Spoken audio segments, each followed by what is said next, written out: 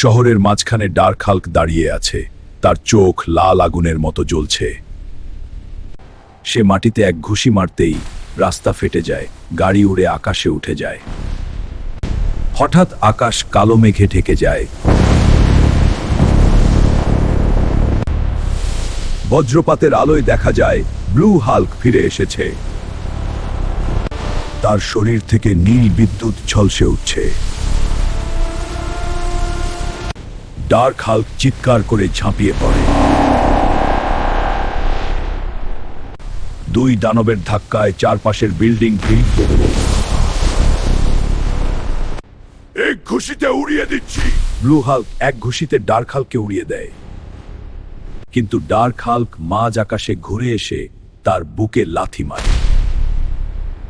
Blue Hulk ছিটকে পড়ে নদীর ধারে। ডার্ক হাল্ক তার চুরি করা শক্তি পুরো জাগিয়ে তোলে। তার শরীর আরো বিশাল হয়ে যায়। সে আকাশে কালো শক্তির বল তৈরি করে। শহরের দিকে ছুড়ে মারে।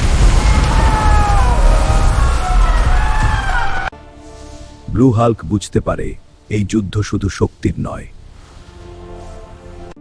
এটা বিশ্বাস আর আত্মার লড়াই।